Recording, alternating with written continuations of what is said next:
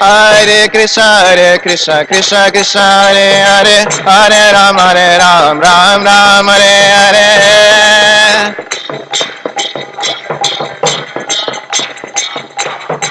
Hare Krishna, Krishna Krishna, Hare Hare, Hare Ram, Ram Hare Hare.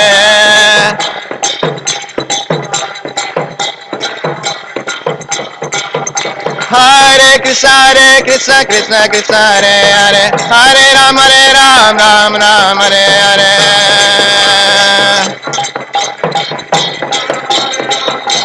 Hare Krishna, Krishna Krishna, Hare Hare, Hare Ram, Ram Hare Hare.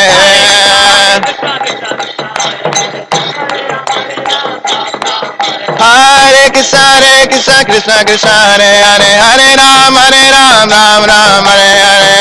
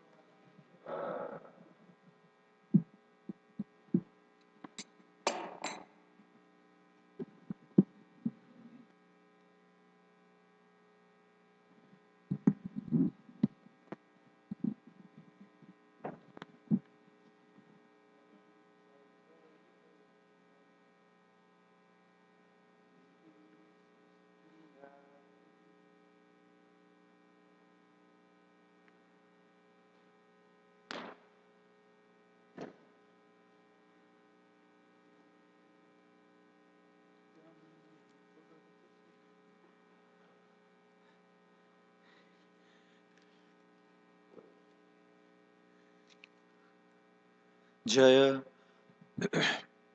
Radha Madhava Kunja Bihari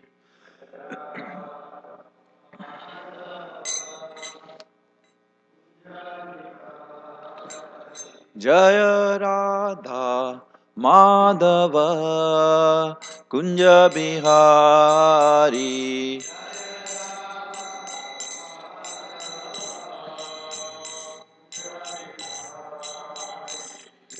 Gopijana Vallabha Girivardhari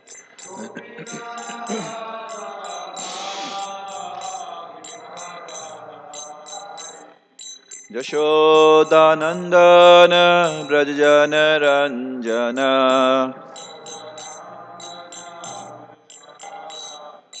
Yashodanandana Brajana Ranjana Yamuna Tira Vanachari Jaya Radha Madhava Kunja Bihari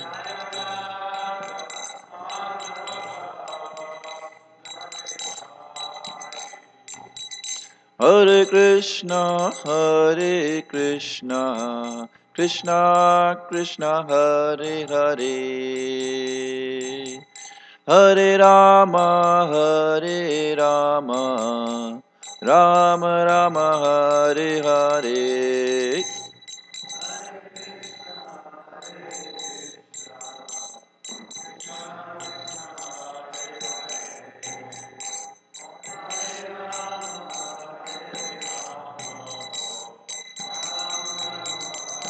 Jaya Prabhupada, Jaya Prabhupada, Prabhupada, Jaya Prabhupada.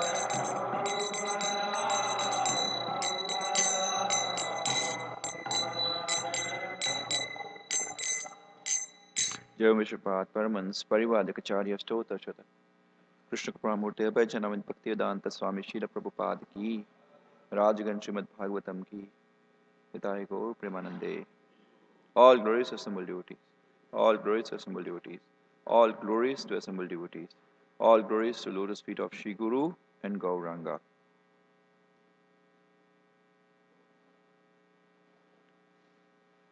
Reading from Srimad Bhagavatam, Canto 6, Chapter number 17, text number 125.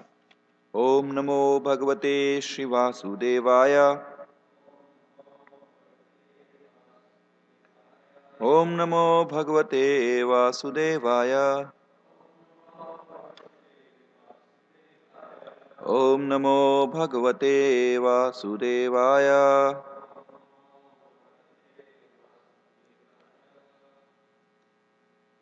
Text 1, 2, 3 don't have any.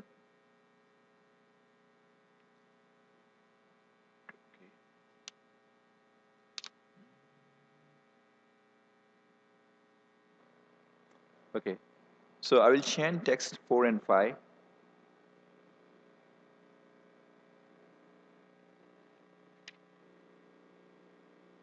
Okay, 2 and 3. 2 and 3 do have purport, so we'll chant 2 and 3. Salaksham Varsalakshanam Avyathata Balendriya Stuyamanu Mahayogi Munibi Siddhacharanah Kalau Chalendra Dronishu Nana Sankalpa Siddhashu Reme Vidyadhara Stribir Gapayan Harim Ishwaram Salaksham Varalakshanam Avyatahat Balendriya Stuyamano Mahayogi Munibi Siddhacharanai Salaksham Varsalakshanam Avyataha Balendriya Stuyamano Mahayogi Muni Siddhacharanai.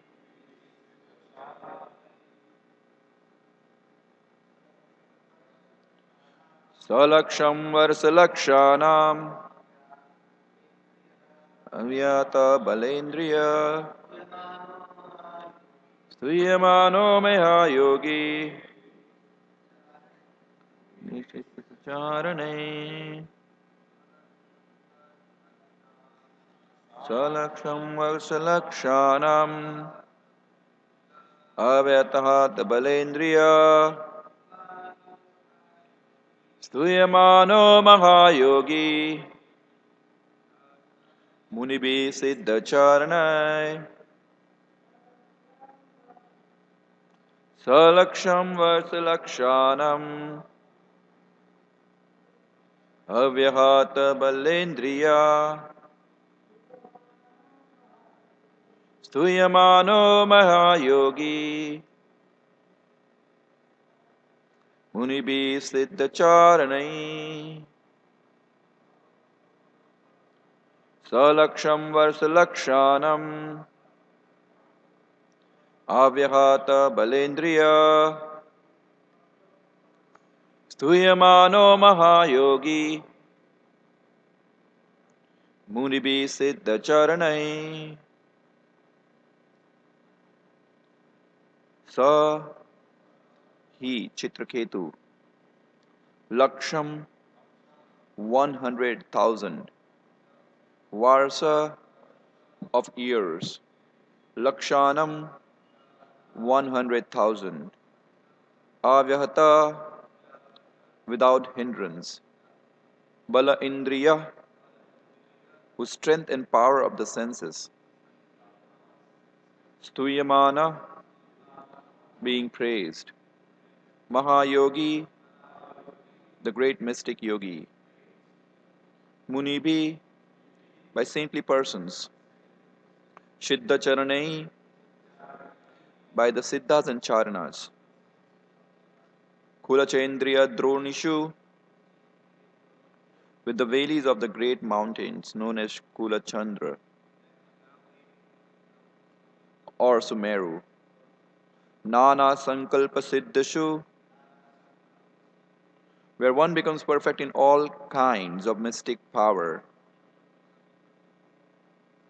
Reme enjoyed, Vidyadhara Stribhi with the women of the Vidyadhar planet. Gapayan causing to praise, Harim the Supreme Personality of Godhead Hari, Ishwaram the Controller. Translation and purport by His Divine Grace A.C. Bhaktivedanta Swami Srila Prabhupada Ki Jai. Translation. Being praised by great sages and saints and by the inhabitants of Siddhaloka and Charanaloka, Chitraketu, the most powerful mystic yogi, wandered about enjoying life for millions of years. With the bodily strength and the sense free from deterioration, he traveled within the valleys of Sumeru mountain, which is the place of perfection for various kinds of mystic power. In those valleys, he enjoyed life with the women of Vidyadhar Loka by chanting the glories of the Supreme Lord Hari. Purport. It is to be understood that Maharaj Chitraketu, although surrounded by beautiful women from Vidyadhar Loka, did not forget to glorify the Lord by chanting the holy name of the Lord. It has been proved in many places that one who is not contaminated by any material condition, who is a pure devotee, engaged in chanting the glories of the Lord, should be understood to be a perfect. I'm reading text 1, translation. Sri Sukadeva Goswami said, after offering obeisances to the direction from which Ananta, the Supreme Personality of Godhead, had disappeared, Chitraketu began traveling in outer space as the head of Vidyadhar. So the summary of this chapter,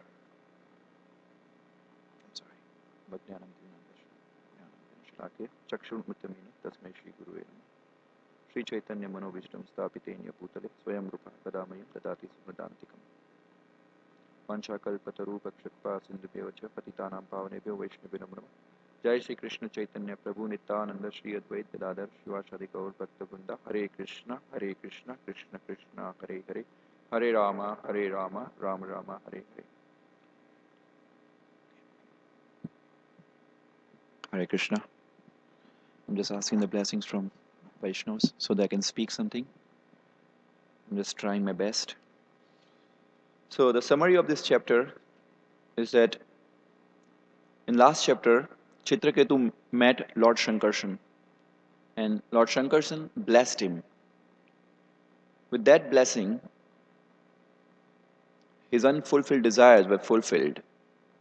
Lord Shankarshan wants him to go back home, back to Godhead, but between that pathway, he got a middle birth in the land of Vidyadhara, where he has got his own airplane. He was traveling in the airplane with the women of Vidyadhar. But since his previous samskara were there, he was a devotee of Lord, he never forget chanting the holy name of Lord. So once he was passing through the airplane, I'm just giving you the summary, he came to the place where Lord Shiva was sitting in assembly of the great saints, along with his wife, and he was embracing his wife, keeping on the lap. So he criticized Lord Shiva that he should not behave that way. With this attitude, with this behavior, Mother Parvati get offended, and she cursed Chitraketu that you become demon, Vritrasura, in your next life. So with that curse, he became a demon in his next life, and then was killed by King Indra. So this was totally planned by Supreme Personality of Godhead Krishna. That's the whole chapter. And when he was cursed by Mother Parvati, he at once realized that he has done a great mistake, and he immediately come to the Jnana platform. It was not like that he was struggling. He immediately come to the Jnana platform. He started repenting, and he started philosophizing the things that, okay, this material body is obtained by karma, and Supreme Personality of Godhead gives everything according to karma. So he was speaking in a very gnani way. So it seems that he was in a previous life, he was a devotee. And because of that devotional attitude, the same samskara has grown again in this life, and he accepted the curse positively. I also want to read verse number 4 and 5, 4 and 5, because it is connection with the 2 and 3. Translation. One time while King Chitraketu was traveling in outer space on a brilliantly effulgent airplane given to him by Lord Vishnu, he saw Lord Shiva surrounded by Siddhas and Charanas. Lord Shiva was sitting in an assembly of great saintly persons and embracing Parvati on his lap with his arm. Chitraketu laughed loudly and spoke within the hearing of Parvati. Purport. Sri Vishwanath Chakravarti Thakur says in this connection, Bhaktim Bhutim Hari Dattva Swa Vichena Danu Bhutaye Devah Sapena Vritravyam Nitvatam Swantika Anyata. The purport is that the Supreme Personality of Godhead wanted to bring Chitraketu to Vaikuntha Loka as soon as possible. The Lord's plan was that Chitraketu be cursed by Parvati to become Vritrasura so that in his next life he could quickly return home back to Godhead. There have been many instances in which a devotee acting as a demon has been brought to the kingdom of God by the mercy of the Lord. For Parvati to be embraced by Lord Shiva was natural in relationship between husband and wife. This was nothing extraordinary for Chitraketu to see. Nonetheless, Chitraketu laughed loudly to see Lord Shiva in the situation, even though he should not have done so. Thus, he was eventually cursed, and this curse was the cause of his returning home back to Godhead. So, from the purport, we understand two things. That nothing is possible without the will of Lord. And second, the person should not imitate the actions of any great person without having proper qualification. When Lord Krishna descended to this material world, he descended because of two reasons. First, to establish the religious principle, and second, he specifically come for his devotees. Lord Krishna is having relationship with devotees as a friend, as a son, he has a spiritual master, he is going to school, so he has relationship with everyone. So it is said that Kritvan Kila Karmani Sa Ramena Keshava Ati Mrityani Bhagwan Buddha Kapata Manusha. It means that Supreme Personality of Godhead is playing like a human being along with his brother Balrama, and is performing many superhuman acts by masking his own form, and this is very inconceivable to the common man to understand. At the same time, in Bhagavad Gita 3:22 to 3:24, Krishna is explaining that how he himself is following the rules and regulation of the scriptures. Because if he is not following the rules and regulation of scriptures, the common man will follow it, and he'll be the cause of destruction. He'll be cause of the ruination of this society, because people will not follow Shastras. And reason is that if they not follow Shastra, then they will act whimsically. Vartate kama krita, then what is that? Na sa siddhim, na sukham, na siddhim, na sa siddhim, na sa siddhim avapnoti, na sukham na param gatim. There will not be perfection, there will not be happiness, they will not achieve the supreme destination. So he performs activity. But even though he performed the rules and regulation, he is beyond the rules and regulations. So sometimes he performs the activities independently, which is inconceivable to common men to understand. Therefore, a common man should not imitate the action either of Lord Krishna or his direct representative, but he should try to follow it. In Bhagavatam, Canto 10, chapter 33, text number 30, it says that na etat sam achare jatu manas apihi anishwara vinashyati acharan mudiyat tatha arudra abdijam visham. That a person who is not a great person should not imitate the action of great personality even in mind. And if he do so foolishly, he will destroy himself. For example, Lord Shiva, Rudra, he drank the whole ocean of poison and his neck was nil. It was like blue neck. And but he can do, and he can at the same time was drinking, he was smoking ganja. So Lord Shiva can do this, but the so-called Shiva followers, they try to imitate Shiva by taking ganja and opium and marijuana and say that we are doing because of the devotion. But at the same time, if they can drink the poison, the whole ocean of poison, they can do that. Similarly, the so-called follower of Krishna, many they imitate Krishna in many different ways, but they cannot lift the Govardhan hill. So we cannot imitate anyone. We can follow the footstep, and that is the safest point. The second thing, what I told, that nothing is impossible without the will of Krishna. For example, in 247, Krishna says that never consider yourself as a cause of result of your activities. And the purport also in the this say that the Supreme Personality of Godhead wanted to bring Chitraketu to Vaikuntha Loka as soon as possible. So that was Lord's plan, the Chitraketu be cursed by Parvati to become Vritrasura, so that in his next life he could quickly return home back to Godhead. So everything was planned by Krishna, that Chitraketu get a curse, he get a birth he get a curse from Mother Parvati, he get a birth as a Vritrasura in his next life, and in his same life he will be killed by King Indra and will be going back home back to Godhead. So this situation was created by God. Similarly, the other example last week Prabhu gave, Nityanand Prabhu, that how Maharaj Parikshit, there was no reason of Maharaj Parikshit being affected by the thirst, because he was sitting for 7 days without water and food.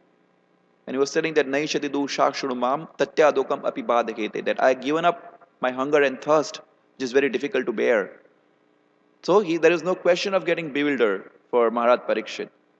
But when he was in a forest, in the wood, he was really thirsty. Krishna created a situation where he got a real thirst, and he went to the Samyak Rishi ashram, and no one paid attention. So his memory got bewildered, and he threw the snake on the neck of Samyak Rishi. He cannot do this thing, but he has done by the will of Lord, because Krishna wants that Srimad Bhagavatam should be recited by his medium. This also shows, and similarly the Chitraketu, the situation was created by Krishna, that he laughed loudly. Chitraketu was a devotee of Krishna. So he cannot even offend anyone. There is no question of offending to Lord Shiva at all. But somehow the creation was situated in offended Lord Shiva. He laughed and giggled. So that was the situation. And this shows that how the speaking is very important. It says that if we if we don't know what to speak in front of our spiritual master or author, it is better to keep silence. Because silence is better, because if we speak, our foolishness will come out. So it's better to be silent. And Prabhupada say that talking or speaking is like croaking of toads. When you speak too much, the frogs, they invite the death. We have seen it many times in rainy season in India. I don't know about America, but in India, the frog used to speak a lot. And that means they're inviting a snake, so that please come to eat me. And similarly, we are reading the pastime of Rajasuya sacrifice, 10th canto. It says that in the Rajasuya sacrifice, King Yudhishthira called many saintly people, many saintly people, and also the people from other planets like Charanas, Siddhalokas, Vidyadharas. There were so many people being called, and they all were pondering who should be the first person to be respected, because they were not coming to the conclusion. And there is a verse in Chaitanya Charitamrita,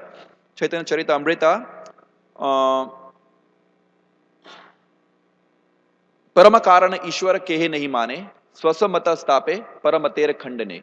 That no one will come to the conclusion, no one will care, no philosopher cares about Supreme Personality of God to be the cause of all causes. They try to put their own philosophies and try to dispute the philosophy of others. In that way, they struggle. But at the same time, there were great people were there in the assembly, Rajasya sacrifice, like Brahma, Shiva, Vyasdev. They never spoke a single word. And the Vishwanath Chakravarti Thakur is giving commentary in that point that no one has asked our opinion at this point. Why should we speak? So that's why they remain silent. So that should be the attitude of the sadhaka, that to keep silence as much as they can. I'm practicing. So similarly, all great saints were sitting in the assembly of Shiva. None of them speak that what Lord Shiva was doing. But Chitraketu laughed and giggled it. Chitraketu was blessed by Lord Shankarsena, so he was a little bit puffed up. He was thinking that he was the best person.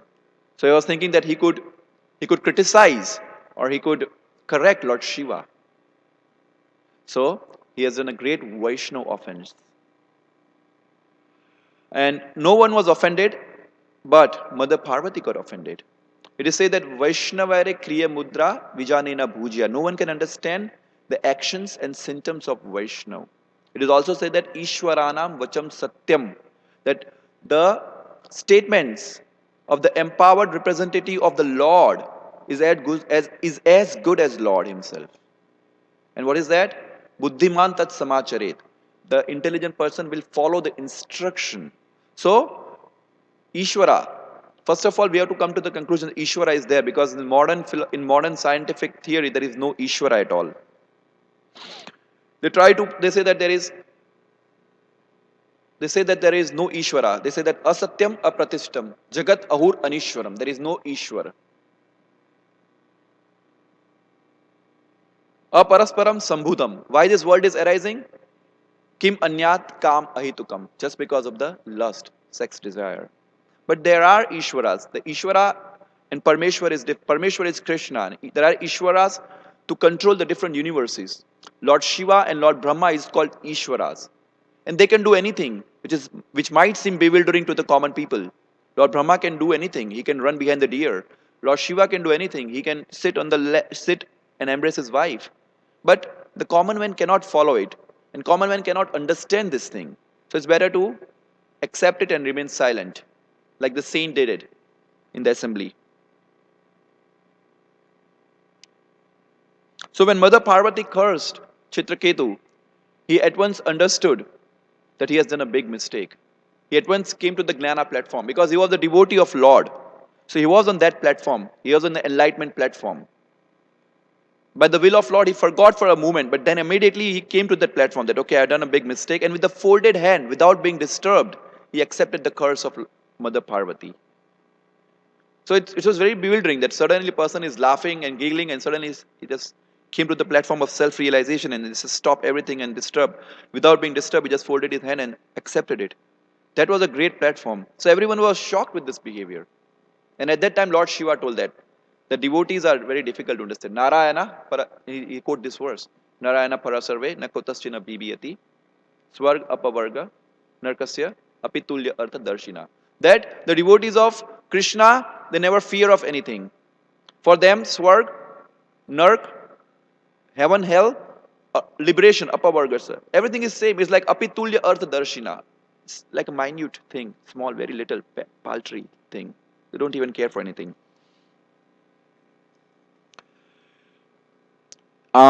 Krishna in Bhagavad Gita, chapter number 9, verse number 29, he says that Sammoham Sarva Bhuteshu, that I'm equal to everyone.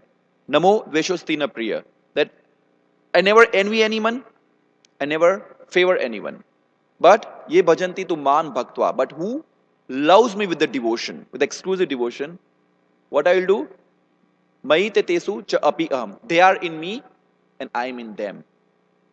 So, people say that bhakti is because of the karma of the people. But bhakti is not a question of karma. It is a quality of Krishna. Yetha mam prapadyante. Krishna reveals himself according to the degree of surrender. It is the Swarup Shakti of Krishna. It is the internal potency where Krishna reveals his Satchitanand form to the devotee. And that is an ornamental quality. Vishwanath Chakravarti Thakur says it is an ornamental quality, it is not a partiality of Krishna. Krishna is attached, Krishna is attracted to the people who worship him with the devotion. And next verse, in 30, the attachment is so strong, Krishna says that this attachment will never go even if he commits accidentally any sinful activity. Api chetasi duracharo.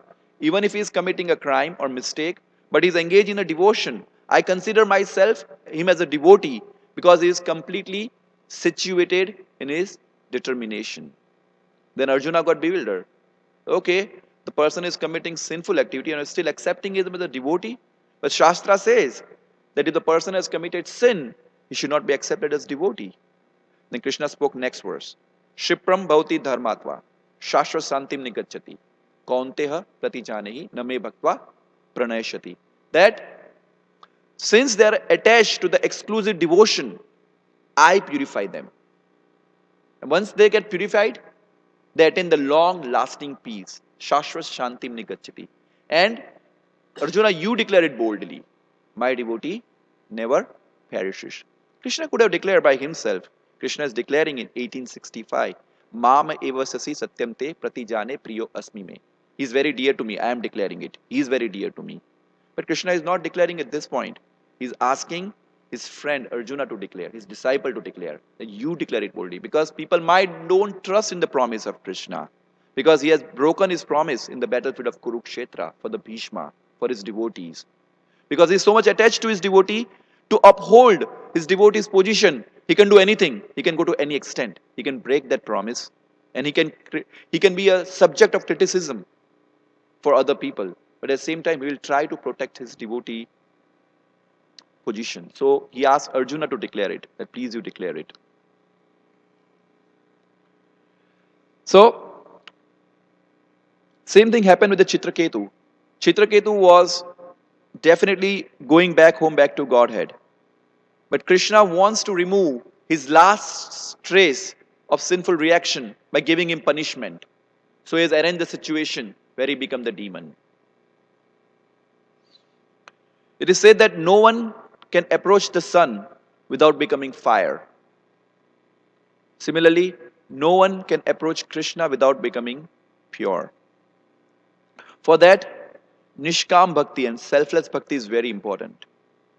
Once we do a Nishkam or selfless Bhakti, where the goal is self-realization, and we are giving up the fruits of results, we are trying to give up the fruits of result. And from that, there is a purification occurs, and there is a Jnana. And when that steadiness of Jnana comes, Jnana is called, we are different from matter, we are Atma. When that enlightenment comes, when that self-realization comes, then steadiness in actions also come. And when the steadiness in action comes, everything becomes spontaneous. So initially when the person is in Aruruksha stage, where he's aspiring for that steadiness, for that enlightenment, he's not in the level of enlightenment. He's not in the Nishtha platform. So at that time, he might be facing some unsteadiness. He will face, and that is called Anartha Nivritti stage. He's trying to work in the Nishkam platform. He's trying to give everything, desires. He's trying, but still the desire comes sometime. But that is called Anartha Nivritti stage. But if we work on the same platform again and again, without getting bewildered, at the end, there will be steadiness. So it is said that for the steadiness, I think Jai Jagan Prabhu shared this thing, the psychological internal disposition of being free from attachment is more important rather than making an external show of giving up the possessions. Are you getting the point? The psychological internal disposition of giving up the attachment is more important than external show of giving up the possessions. For example, there are so many material people. They come in the new year. I was sitting over there on the table, and they come over here and they're looking at Kishore. Kishore, when Mataji came to me, do you have that what is called bhasma that I can put it over here? And I don't have any answer. I told her no. First of all, he told her, where are the pujaris? No, where are, she used some specific words. That But they have the inclination, they're trying to put, they don't have any inclination. So that is the external possession. They're trying to do something externally. But internally, they cannot give up the attachment. They're totally attached. They wear a nice clothes, sari, come in the temple, go away, continue the same activities. But if you say, okay, stay in the temple for one day and chant around, do some service, they cannot do. That's the internal disposition, giving up the attachment. Now you got a point? And they're making external show of giving up the possession. So initially, when we take up the yajna process of Hare Krishna, we're getting into this movement of Hare Krishna movement. We're chanting around. We are doing our services. Initially, there will be some unsteadiness because our mind is not fixed. But even if we have worked with the internal disposition to get a self-realization, even if we are not fixed, but we work with that internal disposition of self-realization, that unsteadiness will become steadiness eventually. Are you getting the point?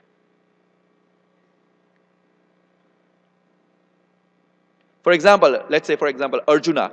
Arjuna was, Krishna was telling that for Arjuna, fighting in the war, engaging the war as a yagna, as a mere external disposition is not as important as his internal disposition of engaging in the war. Because if the Arjuna is performing the war with the internal disposition, I think everything is shared by Jai Jagannath Prabhu, right? In the class. Because if he is performing the action with the internal disposition, then there will be steadiness in jnana. He will be an enlightened person. So that's the whole thing. That without this nishkama bhakti, without selfless services, there will be no satisfaction. So what is the requirement for this? There is a desire. We should desire to work on that platform. And with that desire, when we start the bhajan kriya process, but ultimately there is a verse, Vasudeve Bhagavati Bhakti Yoga Prajita, Jan Ati Asu Vairagyam Jnanam Chayat Ahitukam. Automatically the knowledge and detachment will come. We don't have to strive harder. And that knowledge and detachment is so strong that Krishna says that Na prayam niravadya samyujam. I cannot repay the debt. Your service is so wonderful that I cannot repay the debt. And he says that Pratiyuta sadhuna. Let your own glorious deed be your compensation. I think I'm finished. Any questions?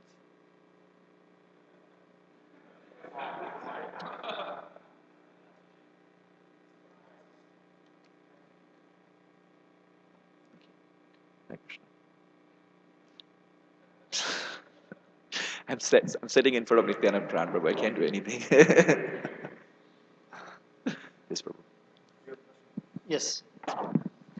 I'm not sure if I heard properly in the beginning, so I'm asking. Did you say Lord Shiva smokes ganja? Did you say that? Lord Shiva's followers. Okay, thank you for I'm that. sorry for that. Because Lord Shiva's followers smoke ganjas. yes, that is true. Did Shiva's doesn't smoke ganja? No, Okay. there's no. That is why I'm asking, because there is no reference that I'm aware that he In sits. India, we are. No, no, no. Right, no? So therefore, I brought it up because many of us are hearing, and then we'll meet others, and we'll say Shiva smokes ganja, and our head will have to come on a platter. He never smokes ganja. He sits at the crematorium. His body is smeared with ash. He wears a garland of skulls. All that stuff. Snakes wrapped around his neck and arms, and doesn't wear any clothes. Is clothed by the directions, but he doesn't smoke ganja. This is all his sense of detachment and the constant meditation on the temporary nature of this material energy, and his mind is always focused on Lord Sankarshan, actually. So I haven't seen a reference in all the extensive books I've read about Lord Shiva. I haven't seen it. If you have seen something, I'd like to know. No, thank you for correction. No, I'm not correct. I'm asking because I don't know if I heard you right. No, when I was in India, the follower of Shiva was saying, okay, because Shiva is smoking ganja, we should also smoke ganja. And there is a particular day called Shivratri where they use this movement to If a smoke follower says it, you should ask for reference because no Vaishnav, no Acharya has ever ganja. Right. quoted that. Thank you. Say to justify their action.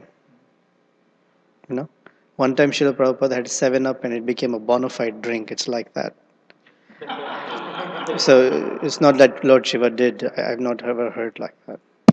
Thank you, Prabhu. I think Jeremy has got a question. Taking a point.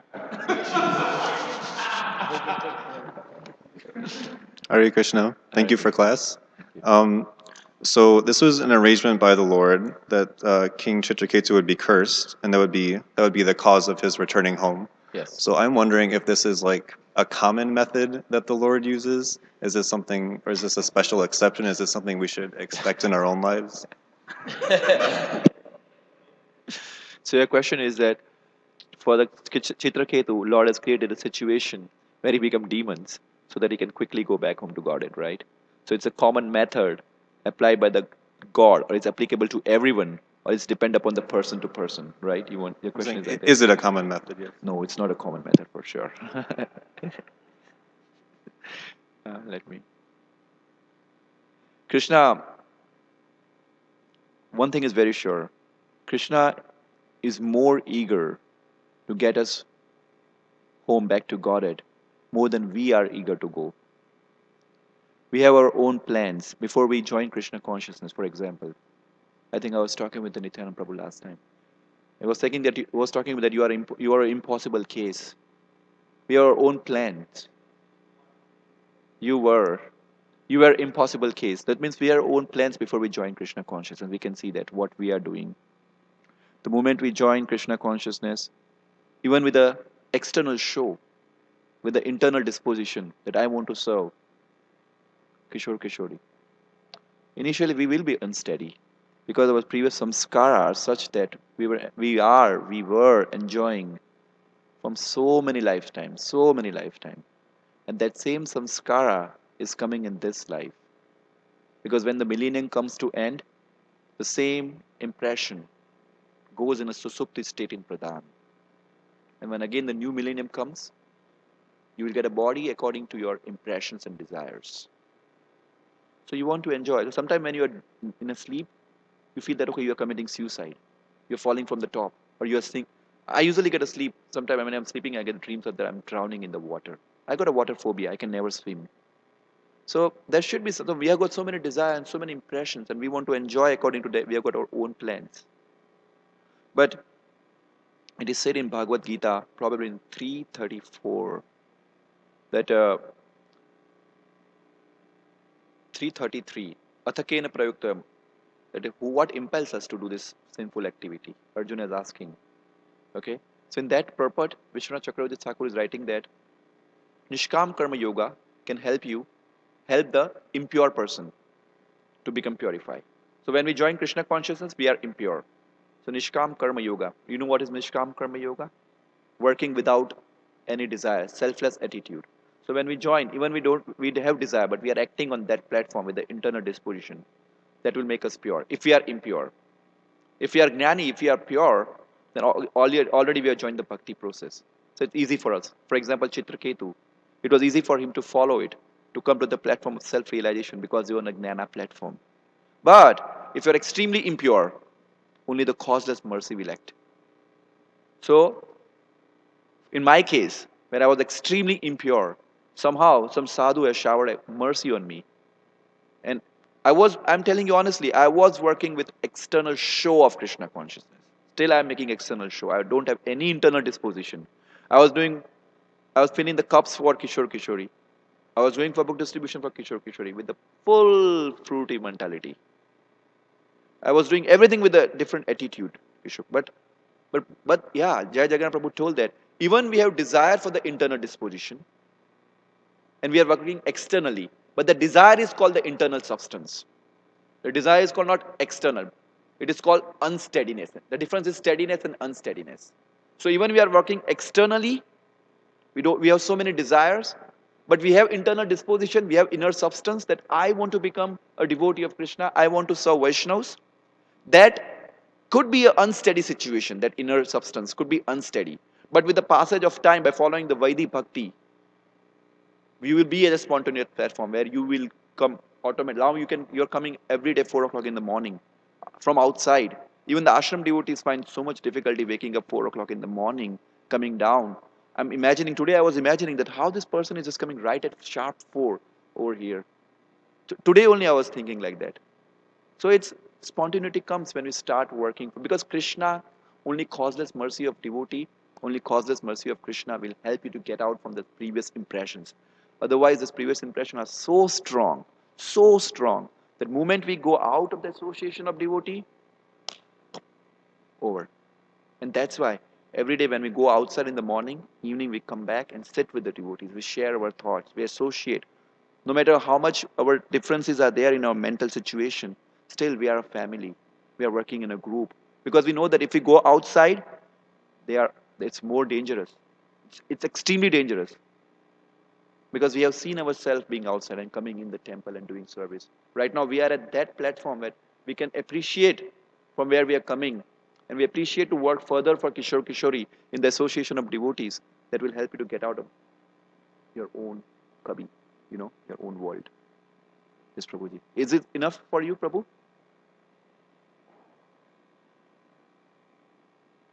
You want to add something, Prabhu? Okay. Hare Krishna, Prabhu. Really nice class. You made a lot of really nice points. One of the points I want to bring up is, well, it reminds me, I'll bring up your point after I explain something Acharya Nisha, good point he brought up in a previous class. He made the point that it's not so good that, when we're in association devotees, let's say in the temple, it's not so good that devotees are always, kind to us and merciful to us, because that doesn't give us an opportunity to purify our anarthas. It's actually more merciful if someone looks at us wrong or maybe criticize us or whatever. Because if we go out in the material world, then, and we're supposed to be representatives of, Prabhupada, and then we explode, someone says something. So it gives us an opportunity here to, make minor offenses and then, purify of us and artists. So I thought that was a really good point. And this goes along with one of your points. I would like to hear what you think about it. As far as like the silent point, sometimes it's also good to not be so silent, because that gives our authority or spiritual master sometimes an opportunity to correct us, to discipline us. Because if we keep like things bottled inside, like like a chemical bottle or something, if chemicals and the cap is on the top of the bottle, it'll explode. And so what do you think about that? Sometimes silence, gives us speaking, sometimes gives us an opportunity for our authorities to correct us and purify an artist. So I'm wondering what you think about that. You raised two questions. First, the devotee's relationship.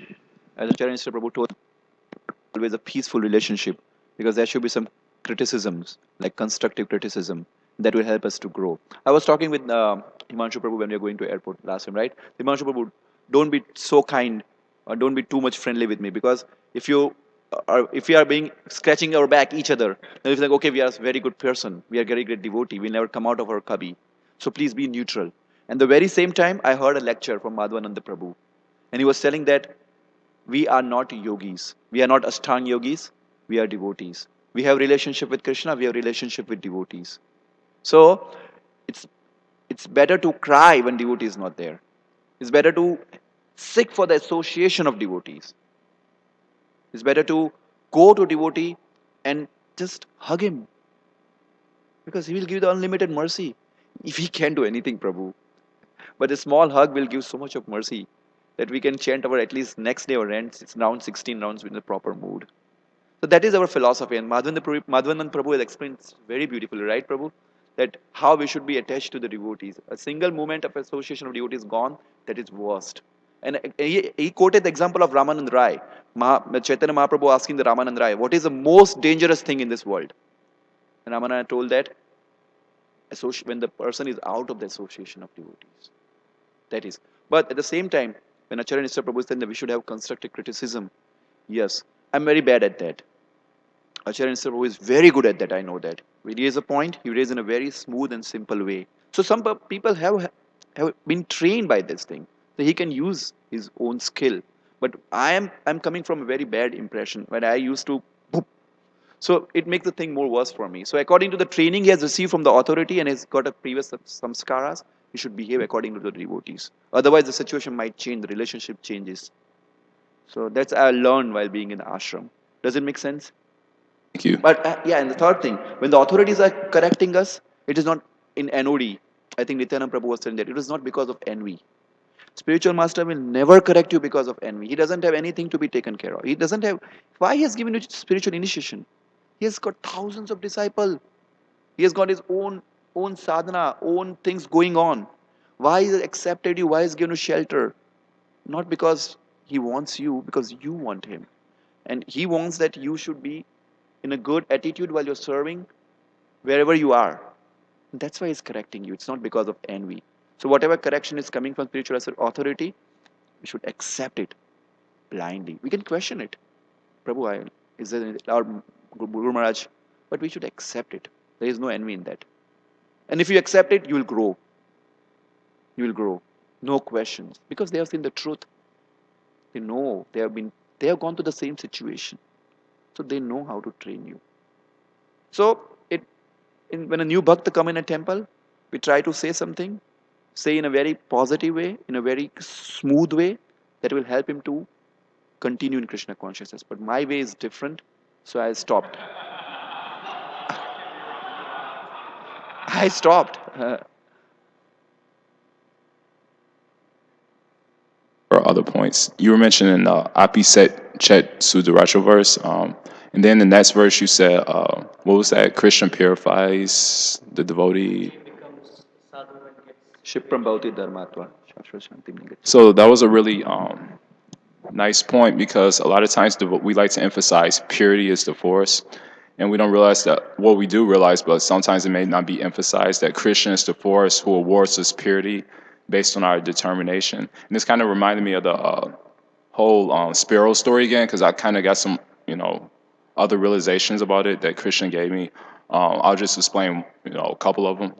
Like the sparrow lost her eggs, of course, and for me, the eggs represents our most prized possession, our love of God, and the ocean represents our, impurities, our inartas. So the sparrow, she was determined to take out the ocean of inartas, from the ocean, but it's impossible. Even in chapter 6 of the Gita, Arjuna says it's easier to control the wind than the mind. So it's impossible, but through this determination, she, invoked the mercy of Garuda, the Lord's devotee, and that's how the impossible became possible. So you were making these points throughout the class that, all these things, principles, and purity is impossible, or to give up offenses and impurities without the mercy of the Lord is utterly impossible. And so you were making, those nice points. I wanted to Obviously, make when that we comment. join ashram, we don't have purity at all. But continuous working on that platform, Yeah. Vaidhi Sadhana Bhakti, spontaneity will come. The internal disposition will come, where you really want to serve Krishna,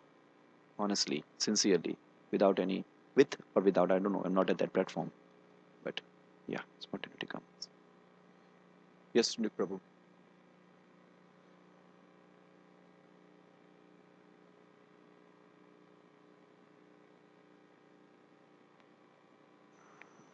Hare Krishna. Hari Bol. I wanted to share another perspective on Jeremy Prabhu's question, if that's all right. Sure, Prabhu. This verse I thought of because it was one of Prabhupada's favorite verses, and he applied it in his own life. He saw that Krishna was giving him special mercy. So the verse is from the 10th canto, chapter 88, verse 8.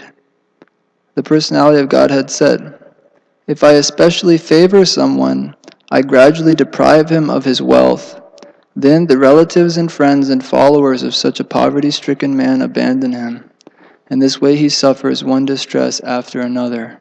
Can you read the next verse? It's a beautiful verse after this. This is Yasyaham Anugranami, and after that, When he becomes frustrated in his attempts to make money and instead befriends my devotees, I bestow my special mercy upon this him. is the Madhvana Prabhu says the same point.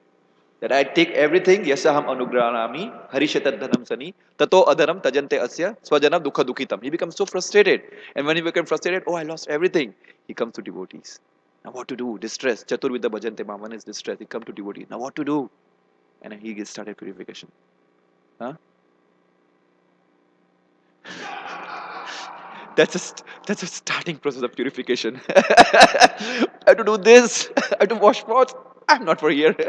It's the beginning of the purification. But if you continue doing the same thing for 1 year, then okay, you'll be in a good platform.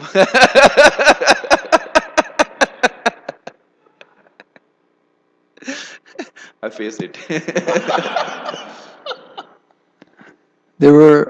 Sorry, I just wanted to share also one thing that it does seem there were at least a handful of living entities who received a curse and took birth in some lower species of life. Like there was like a lizard or something stuck in a well that the Yadavas Yeah. brought Krishna to go touch, and then there was also that snake Gajendra also is there. I'm just thinking that there's at least a couple more examples in Krishna Lila. Of course, Nalakuvara and Manigriva. Yeah.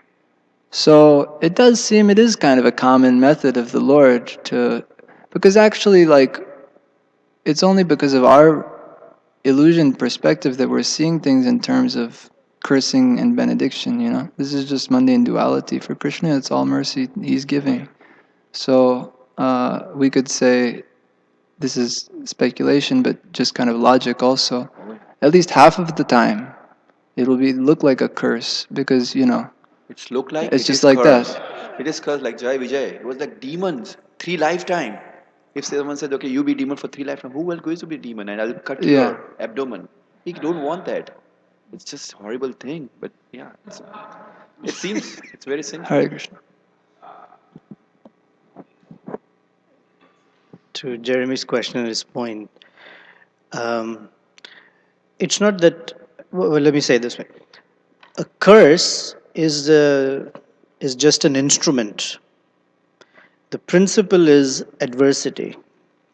So, should we all expect adversity? You bet, definitely, because adversity is the stimulant for seeking Krishna's shelter. So, we will all face adversity. In fact, we are, something or the other. Either our bodies fails, definitely mind fails, circumstances fail, things and people that we think we can rely on, they fail us. The circumstances fail us, money fails us, something or this adversity in this material world, because this material world is designed for adversity. So that we should expect. Whether we get cursed or not may be a special way in which Krishna moves things for us. And there have been many great persons who've been cursed. Like greater persons get cursed. But in general, the principle is adversity. Because the higher principle is that for a devotee, and that's the verse you were quoting, Narayana Parasarve. The higher principle is whether adversity or not, or specifically when adversity comes, the wonderful qualities of those devotees shine forth. Because if you have a contrasting backdrop, then what's in the front looks better. But if the backdrop is of the same type, then there's, the specific qualities get merged. That's why either in dressing or in art, there is this whole sense of contrast, because that brings forth the beauty of that particular painting or something. So adversity is the backdrop. I can't remember verbatim. Jai Jagannath had quoted one statement of Bhakti Siddhanta, so I can't remember that verbatim. But adversity is the backdrop on which the wonderful qualities of devotees will shine forth. If he's pious. I said devotee, so I'm assuming he's pious. I mean, I don't know what is an impious devotee, but pious means a devotee. If he's in his own world, suppose, for example, if he's don't associate with devotees or try to find out his own solution. We're talking of devotees. We're talking of Chitraketu. We're talking of Gajendra. We're talking of King Nriga, Nalakuram, Manik. We're talking where there may be some. Here he's enjoying for millions of years, just floating around, having fun. Krishna wants to speed it up. And he sped it up this way. For someone else, he may speed up another way. Right. But adversity we should all expect. There's no surprise. We shouldn't say, oh, what happened? I thought Krishna said, I will take care of you. That is right. This is how he's taking care of us. So adversity will always be there. We are in the material sphere. We cannot say, oh, there shouldn't be any adversity. There will be, and if there isn't, we should question it. Something's wrong. Yes. If we are not struggling every day to keep our mind focused in our chanting, somehow pushing our body and mind to serve, if that's not there and it's all a smooth ride, we should be a little suspicious, like what's going on? Because adversity is the fire, the friction that burns the impurities. It's called the fire of ordeal. Sometimes it's so small, sometimes it's big, sometimes it's very big. But that fire of ordeal, for example, okay, I don't mean to take away No, your time, no. but, I but think the, it's it's we just already to 10, explain so his that's okay. point. Suppose we have to wake up and come for Mangal Arati, right? It's very easy to say, not today. But the fire of ordeal is, let me do it. Let me at least try. Let me attempt. And that's where the impurity gets burnt. So adversity is the way Krishna speeds up. Thank you, Prabhu. The reason I told pious because the example you gave, the reason I told. No, it was It was just funny. it was because you gave the example of Jay and Vijay, and no, sorry, the Chitraketu and Gajendra. You gave the example of great devotees. But where we are at level, our level is may not be a Chitraketu or Gajendra level.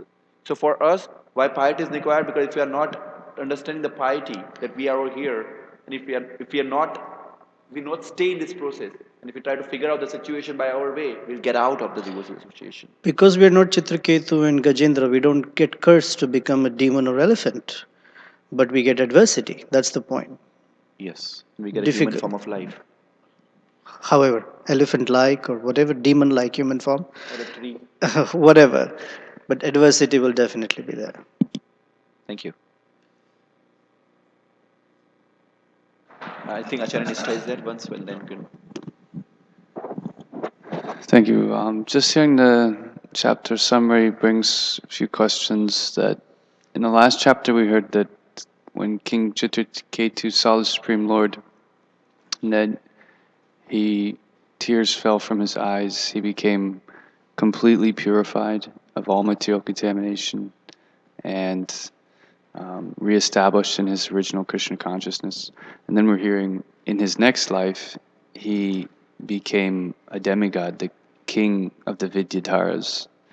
So that was a question. In the same life. So he became promoted to that position. Okay. And so, okay, so yeah, I'm just understanding then that he was still, now, was his seeming offense due to material contamination, or it was simply a pastime orchestrated by the Lord? He was the king of Vidyadhar planet before. So, for example, Dhruv Maharaj. I'm not comparing two things. For example, Dhruv Maharaj, he was having some material desires. Not in the case of Chitraketu. But he was given a responsibility of ruling the polar star through Loka. Because Krishna understood that he needs that particular person for that service. Similarly, King Chitraketu, with the 10 million wives, was living in the planet of Vidyadhar before. He was a king. So Krishna wants that person to complete his service.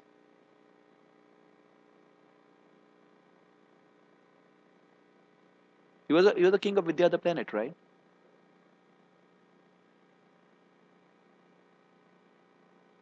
So he was not a Vidyadhar planet before.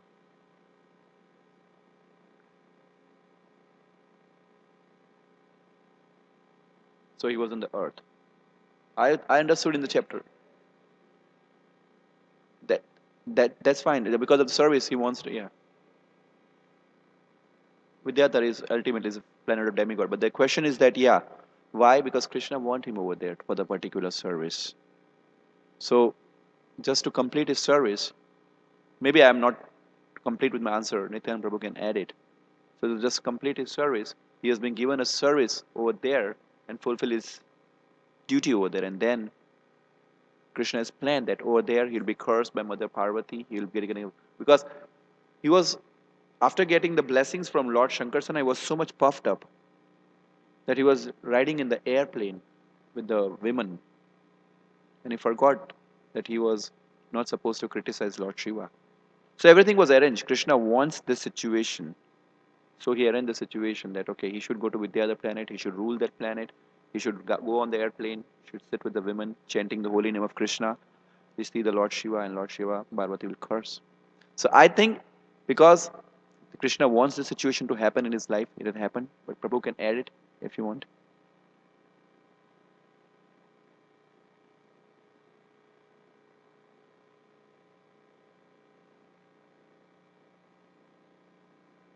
That means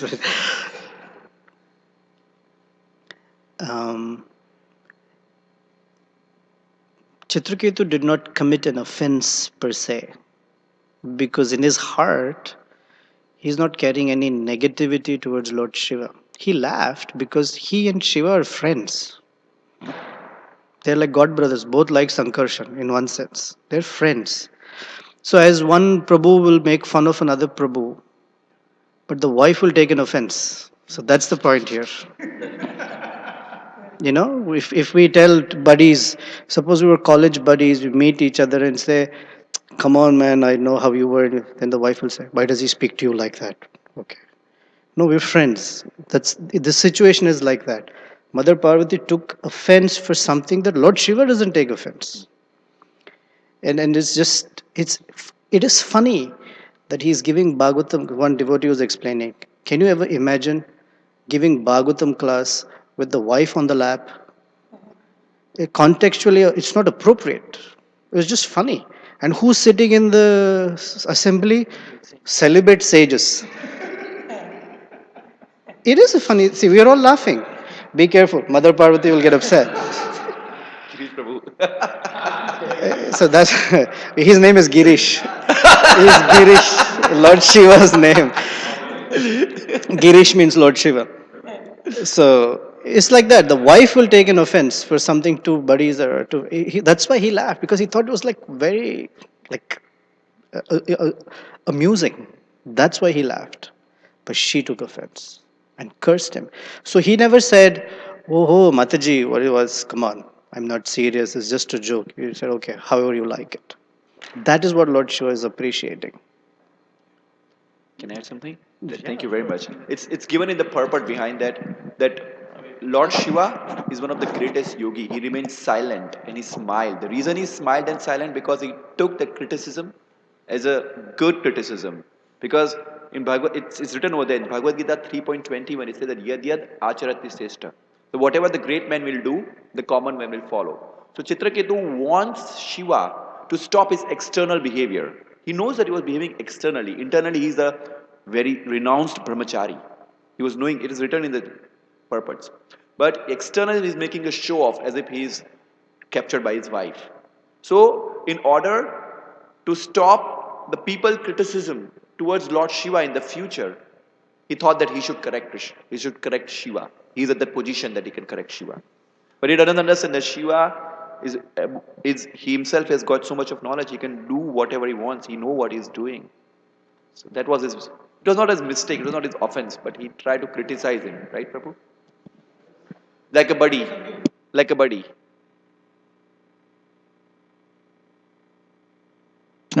On this topic, I was just recently came across a few different points on karma and what happens to karma when someone attains self-realization, either through the impersonal path or through devotional service. So we know there are different types of karma. One of them is prarabdha karma. It's already manifest. It's already in motion for this birth. So there are a couple different analogies that explain this.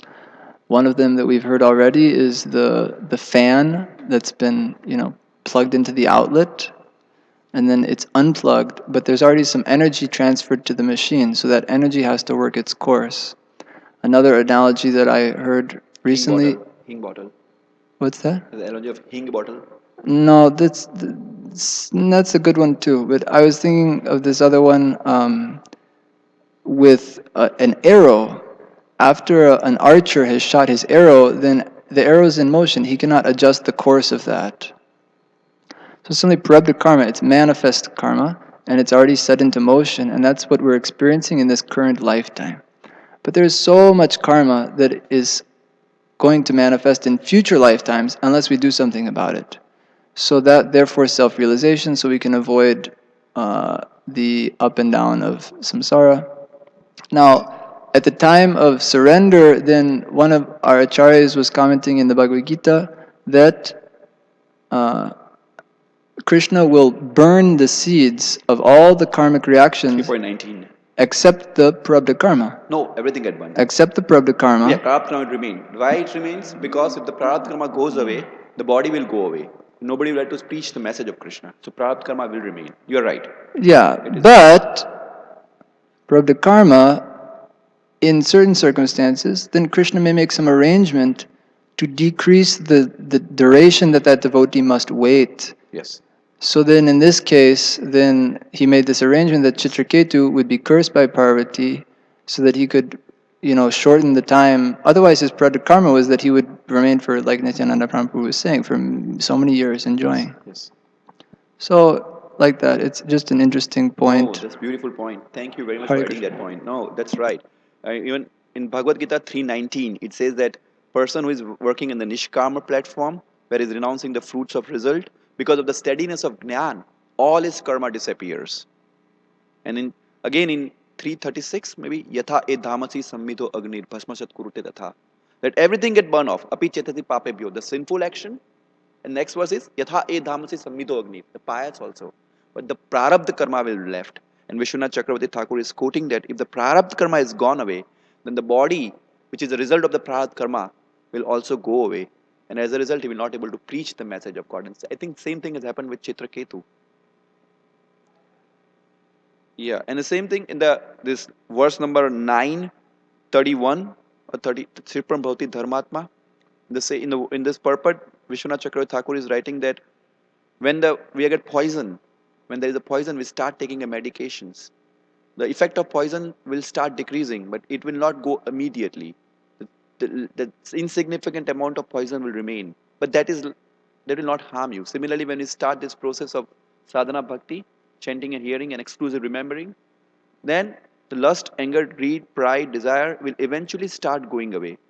You have to have faith in this process. But it will not go away immediately. But it will go away in the future, will be coming to the steady platform, and that time it will be like a snake with a teeth without poison. So when the snake is without teeth, when there are senses which come in a contact with the sense object, but the senses are merged, dissolve. Bhakti process is so powerful that it dissolves your everything into bhakti. Your subtle senses get dissolved into bhakti. For example, the fire of digestion. Jai Jagannath Prabhu is giving the example. The fire of digestion is so strong that when you start eating, the digestions take place, start immediately. But the food doesn't digest it immediately. It will take a time to digest. After 4 or 5 hours, the food get digested.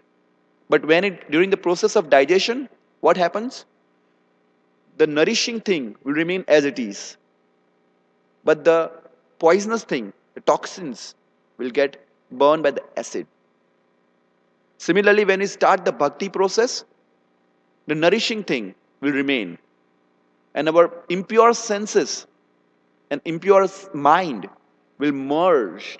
It will never go away. It will merge into the process of it. It will dissolve. So everything is same, but in the pure state. Dissolution take place. Are you getting? Impure mind, impure senses, impure intelligence, it will get purified because we are acting in the soul. Vishaya vinay vartante nirahasya dehina raso vajam rasopi asya param drishta nivartate. We are engaging the soul. And since the soul is anger, which is higher than mind intelligence. What is that verse? Indriyani manobuddhir. Yeah, manobuddhir. So soul is higher than everything. When soul is engaged, the mind and intelligence, which is the lower than soul, then mentality and the tendency to produce the poisonous effect will dissolve into the process of digestion. The process of digestion is hearing, chanting, and doing bhakti process.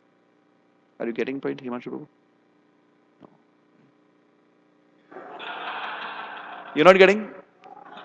For example, when we are no, he's not meshing with me. Are you sure? Suppose, Prabhu, when you start digesting the food get digested. The acid is there in the stomach. The acid is there in the stomach, right?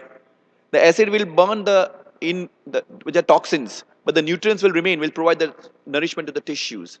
Similarly, when the bhakti start, the impure thoughts and impure thinking will go away and it will merge into the process of bhakti. And only the pure soul and the pure mind and pure soul will remain. Everything else will get destroyed. Destroy means it don't get destroyed, it don't go away, it will dissolve. Sorry. Any question? Any comment?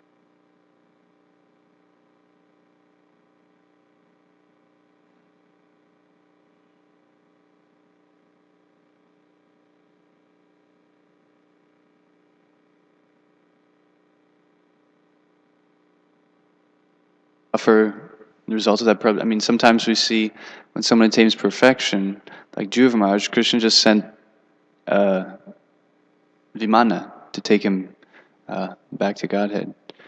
So the description was given based on his prarabdha karma. He would have to suffer this reaction, but it will just be speeded up by the Lord's mercy. But the Lord could also just take him back like that, right?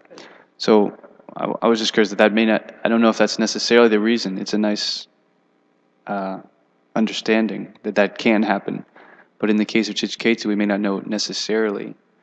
I'm just trying to determine whether more it was the Leela aspect of the Lord, that he had a particular service and he wanted to illustrate this pastime, or it was more that he had some remaining karma he had to burn off. But Prabhupada says it's a very mysterious... Are you asking me or are you asking Prabhu? First, Prabhu, okay, according to as Jeremy, Prabhu told that, and Prabhu gives answer, Krishna has a different way of treating with different people. So it could be a Leela, where, for example, Nandakura and Manigriva, he stand for millions of years in the courtyard of Nand Maharaj, and they got immediately back went to, yeah. Similarly, in the case of Dhruv Maharaj, he gave him the work to do. So Krishna has got a different way to the different situation. He make arrangement for different people. That's what I am thinking. Now, if Prabhu wants to add something, that will be. Because looking at the context of the pastime also, it seems that there is Krishna's doing many different things through that, if we look later on down the road. So yes, so one is, there are many things Krishna is manifesting for us to learn from. Second is it always necessary that way? No, that Krishna can take someone right out of the situation back to Godhead. I'm sure if I think about it, there are many examples. One is all the soldiers on the Kurukshetra battlefield got their Swarupa because Krishna's presence is there. And they were ordinary foot soldiers, the infantry and the cavalry, the elephants and the horses, and they all went back to Godhead. Chitraketu, who becomes Vritrasura. It's like, whoa, hold on a second here. Or, what was the other one? Jada Bharat. Maharaj Bharat becomes Jada Bharat. But there are certain reasons that for them, for these personalities, the deepening and relishing of bhakti is far more important than what body they have. And that's the point Lord Shiva is saying. Swarga apavarga narkeshu. Whether you're in the demigod body, you're in a hellish condition, that is not relevant. What is relevant is their sense of deeper connection with Krishna. And that's what Krishna cares for. And that's what he is doing. Another is, generally when we hear the word karma, it has a negative connotation for some reason. Like it's like that's a bad thing. That's not a bad thing, because the karma gives a particular body, like you were saying, because the body has to be made from the elements of this material nature. That's called karma. How we utilize it decides whether we will stay here or get out of here. In the sense that the karma can be used in a spiritual way, in a spiritualized manner. So getting another body for, in this case, Vritrasura, that's going to become, is not an issue. Because we just heard in the previous chapter that as Vritrasura, he's quoting verses left, right, and center. Like even Indra is amazed, like whoa. And Prabhupada writes that Indra is the demon and Vritrasura is the devotee here.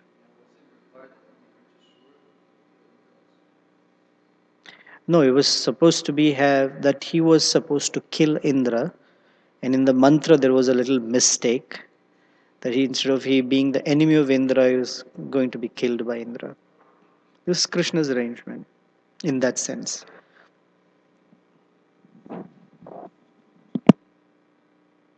Jai Srimad Bhagavatam ki. Srila Prabhupada ki.